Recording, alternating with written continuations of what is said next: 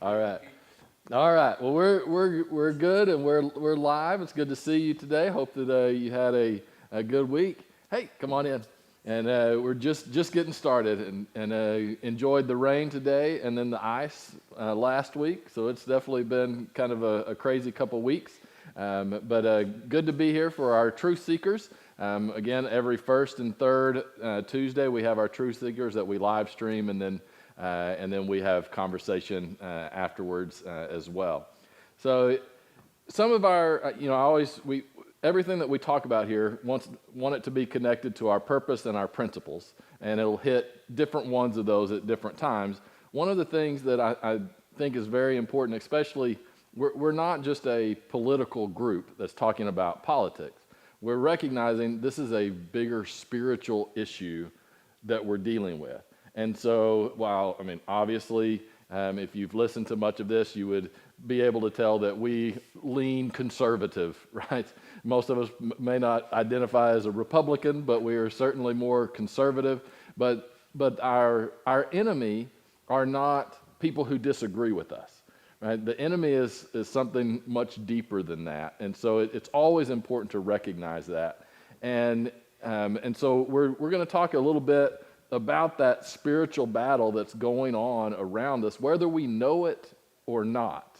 And even if you're not religious, you can see the impact and the divide that's out there. Coming from a faith perspective, we use spiritual language to talk about that. But there is clearly a divide that's out there. So we're going to be talking about that. And also one of our principles talks about how the original founding principles found in the Declaration of Independence and the Constitution are consistent and supportive of the truth. So we're going to look at one of those phrases in the Declaration of Independence and how the spiritual battle, I think, is trying to subvert that. So we'll start with what was, everybody was talking about that happened on Sunday night, and that you probably didn't watch because no one watches them anymore, and that's the Grammys. I actually have never watched the Grammys. And even whenever I was a kid, I've never been a big music guy or, all that stuff. So I've never watched the Grammys. I still haven't watched the Grammys. But that is a cultural event, right? That is, and it does have a big impact. I mean, your children are listening to the songs that are being sung at the Grammys, whether they watch the Grammys or not. They are a major cultural influence.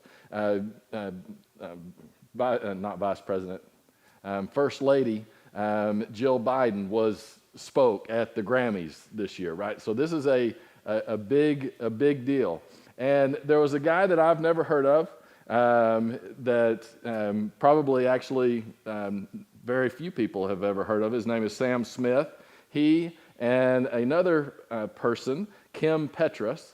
Sam Smith at one point identified as being gay. Now he identifies, I think, as non-binary. Kim Petra is a trans woman.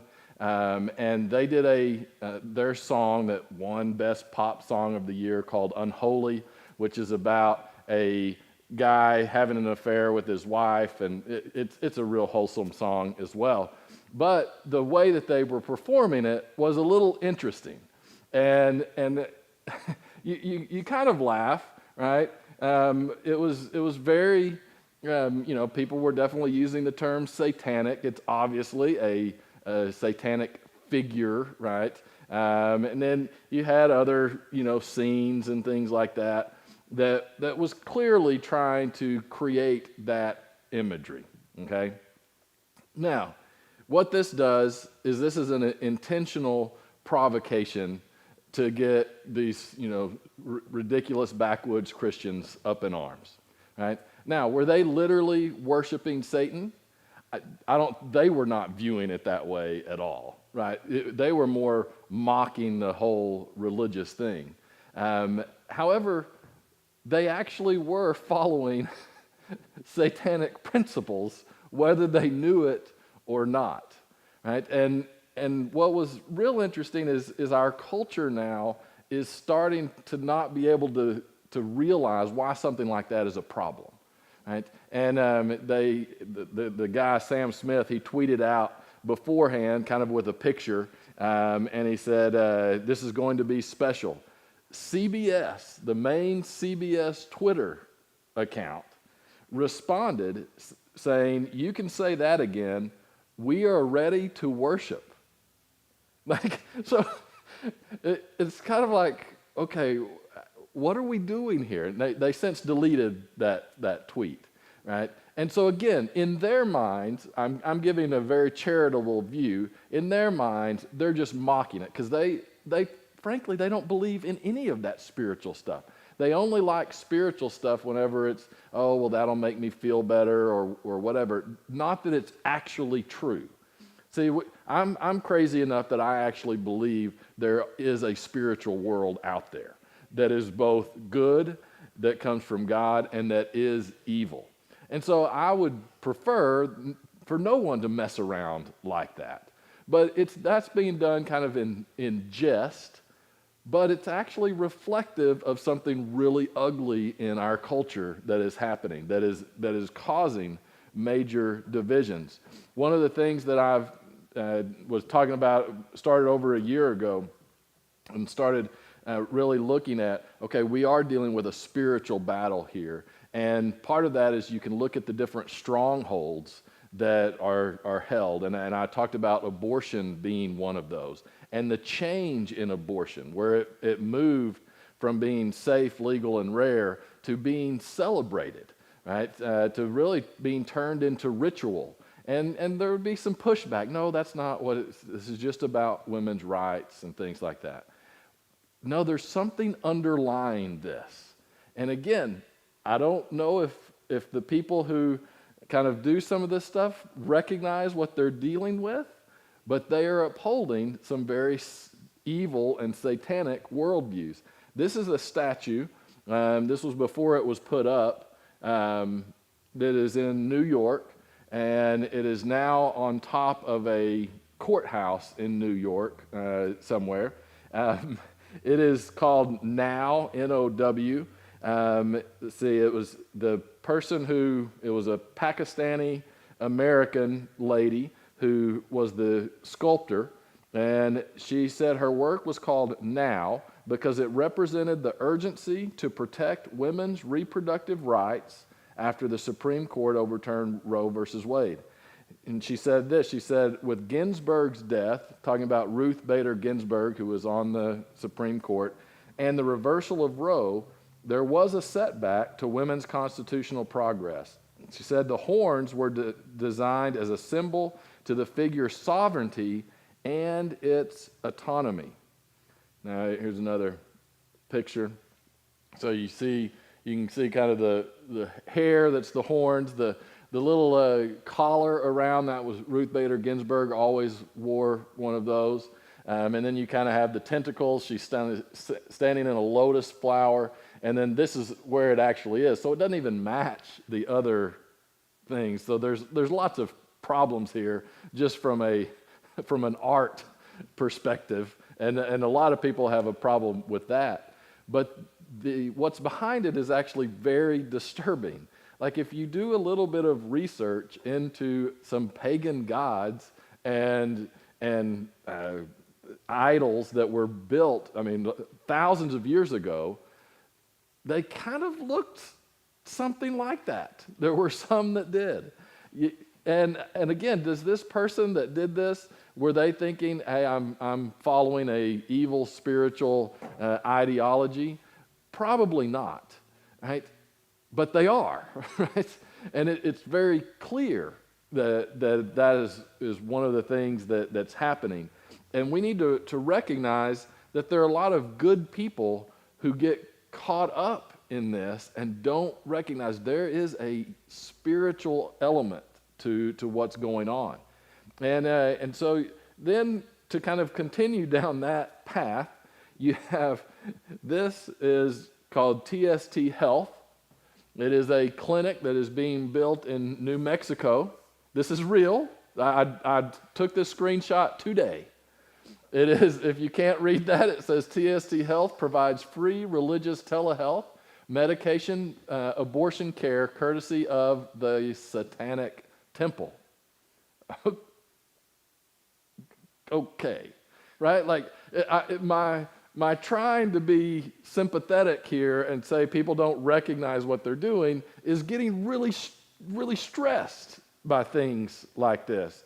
And one of the things that I said that really disturbed me about the change in how abortion was being looked at and viewed is that people are starting to see it as kind of as a ritual, right? And unfortunately, back in pagan cultures, when I believe there were spiritual forces at play back then, just as they are now, one of the things that was common was human sacrifice, specifically child sacrifice. And it wasn't just limited to one culture.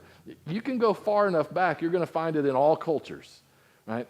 And it was because they were following a certain spiritual identity that was not the spiritual identity that's shown in the Bible, right? I mean, to simplify it. But that's why this is a little problematic to me. What is an abortion ritual? The abortion ritual serves as a protective rite. Its purpose is to cast off unwanted feelings that a patient may be experiencing due to choosing to have a legal and medically safe abortion. Just that right there is so contradictory. If you're having bad feelings about doing it, it means there's something that is inherently wrong with this, right? But the ritual is designed to make it easier. It's designed to alleviate stressors and empower the patient to be guided by the Satanic Temple's third and fifth tenets when pursuing their decision. The ritual serves to assist in affirming their decision and to ward off the effects of unjust persecution, which can cause one to stray from the paths of scientific reasoning and free will that TST members strive to embody. The ritual consists solely of spoken words. It's exclusively verbal. It's meant to provide vocal affirmation and comfort for those obtaining an abortion. The oral ritual includes the recitation of the Satanic Temple's third and fifth tenets. So I want to quickly say here, this is not, some people go so far and say, oh, they're doing this in a back room and it's all hooded, kind of like you see in the movies. Maybe there's people that are doing this. That's not what this is. I believe it's just as evil and demonic, but it's tapping into something that is really scary, and it is driving a lot of our division. You can actually, on this website, I have a wonderful browser history now. On this website, you can, on FAQs, and you can find out, well, what is the Satanic Temple? And you can click on that, and it takes you. And it clarifies, it's not Satan worship, it's the Satanic Temple. And so let's read their tenets.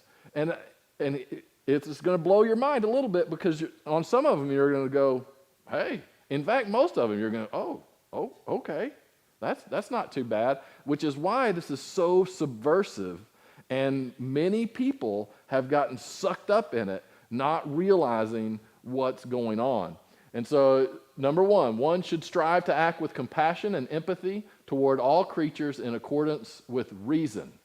Okay, so we can accept some of that, but right there, they're basically putting their God as reason. Right, and we've seen this happen before. France had a revolutionary war that was based on reason, and it did not go well. Number two, the struggle for justice is an ongoing and necessary pursuit that should prevail, listen to this, prevail over laws and institutions. Right? So the pursuit for justice is above laws and institutions. What would fall under institutions? The church, of course, would, right? Of course, the government would. Of course, anything human-made would fall under that. 3, one's body is inviolable, subject to one's own will alone, which that is a key tenet to what, in my mind, Satanism is. Satanism is not about ritualistically worshiping Satan. It is about making yourself God. So don't get bogged down in all the creepy, fantastical stuff. It's really pretty simple.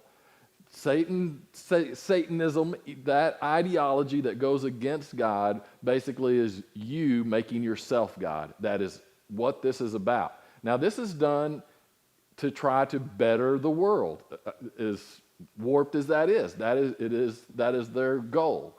4, the freedoms of others should be respected, including the freedom to offend. To willfully and unjustly encroach upon the freedoms of another is to forgo one's own. 5, belief should conform to one's best scientific understanding of the world. One should take care never to distort scientific facts to fit one's belief. That's very, very interesting. But again, what is becoming the driving force? Science. What is behind science? It's human ingenuity, right? Of researching and learning about the world, which can be wonderful, but they are elevating that is what drives us, basically. People are fallible. If one makes a mistake, one should do one's best to rectify it and resolve any harm that may have been caused. Okay. 7, every tenet is a guiding principle designed to inspire nobility in action and thought. The spirit of compassion, wisdom, and justice should always prevail over the written or spoken word. And there it is, right? We could agree with nearly all of those phrases in one way or the other. But it is driving to something much more dark. And while I don't think the best marketing tool is to label yourself the Satanic Temple, these principles are out there loud and clear in our culture and our society today. That we ourselves are God, right? So yes, you need to show empathy to each other, because whatever that person decides to how they live their life, that's fine, because they are their own God. You are your own God, right? This is infiltrating us, our society, and it's infiltrated the churches, because it kind of comes off as, well, that's just being nice to people. Well, you just let them live the way that they want to live. Okay, you've got to be very careful with that. Well, this was a dangerous transition, and I'm asking you to be very mature, but I'm not saying the next thing that we're going to talk about, or the next person that we're going to talk about, is part of the Satanic Temple. I'm saying that this is an example of how this ideology is starting to creep in, and it flies directly in the face of our country's founding principles, as well as obviously biblical founding principles. I mean, no doubt. But one thing that within our country that those tenets go directly against is in the Declaration of Independence, where it says, we hold these truths to be self-evident, that all men are created equal, that they are endowed by their Creator with certain unalienable rights, that among these are life, liberty, and the pursuit of happiness, right? That does not fit with a worldview like we just saw. And again, don't think of that worldview that we just talked about as, oh, these are those crazy people that are getting robes and going and doing things. No, this is the anti-God worldview that unfortunately is growing in our culture. And this is a clip of our vice president talking. It was on supposed to be the 50th anniversary of Roe versus Wade, but they were very sad because Roe versus Wade was overturned, which, by the way, did not make abortion illegal. It just put it back into the hands of the states. But was talking about that, and of course is talking about it from a position of how horrible that was. And she says some things that we would agree with, but and some of this I think could be a slip of the tongue. I understand how speaking is. It can be difficult. But there's a couple of things that you may notice in this minute clip. because we collectively believe and know America is a promise. America is a promise. It is a promise of freedom and liberty, not for some, but for all.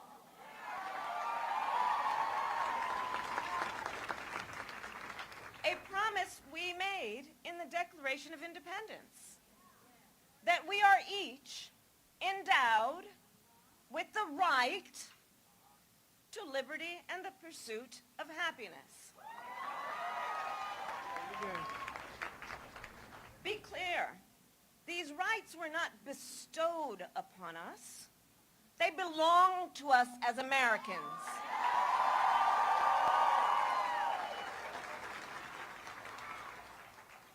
All right. So there's a couple of things in there if you were listening. The first part, most of us would definitely agree with. There's no issue there.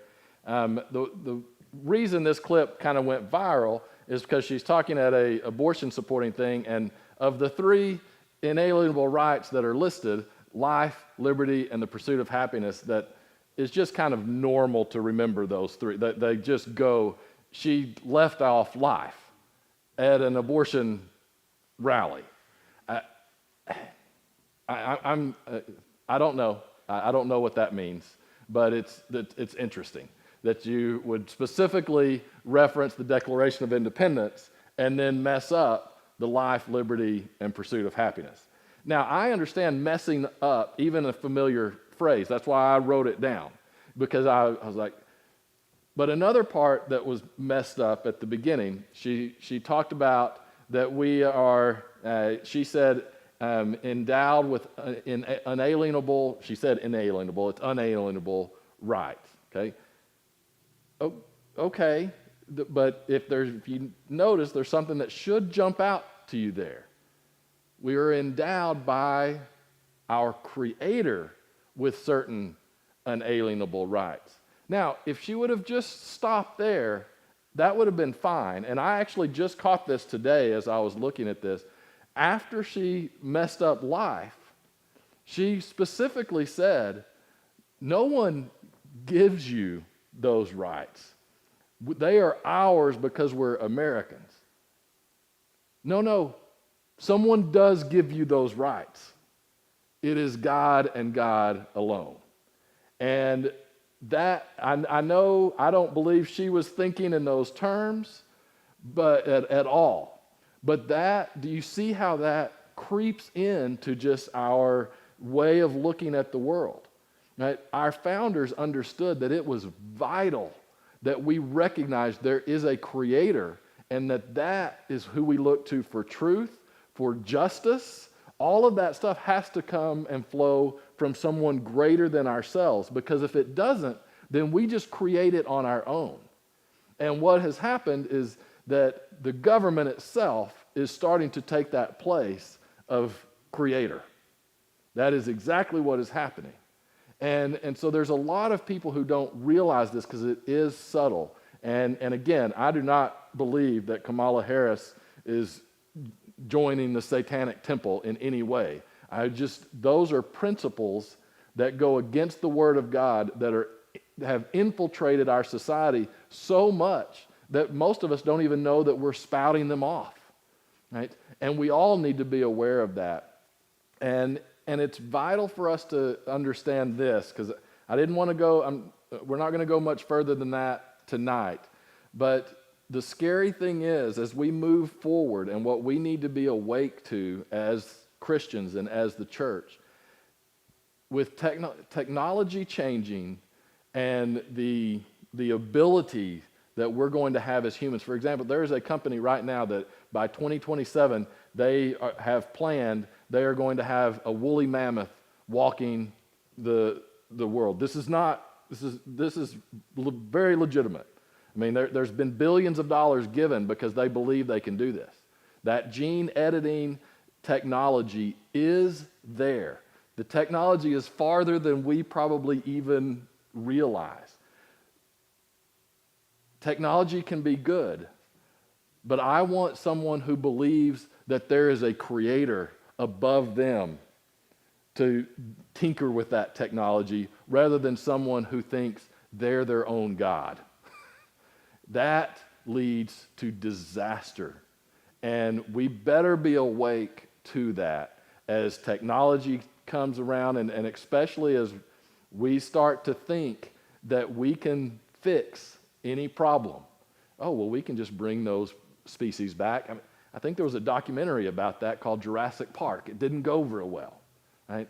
But that's a silly thing, right? The woolly mammoth, okay, whatever. But that's just the tip of the iceberg of what that technology will be able to do. It will be able to do all kinds of things to you. It can supposedly cure anything that you may ail you. Well, we better be careful with that. And you certainly want people making those decisions to recognize that there is a creator and that they are not God. And in fact, that there's a God who will hold us accountable. We need leaders that are going to do that and openly will not forget that our rights come from God and not from ourselves and not from a government for sure. All right, thank you for joining us. Hope you sleep well tonight. We'll see you next time, third Tuesday.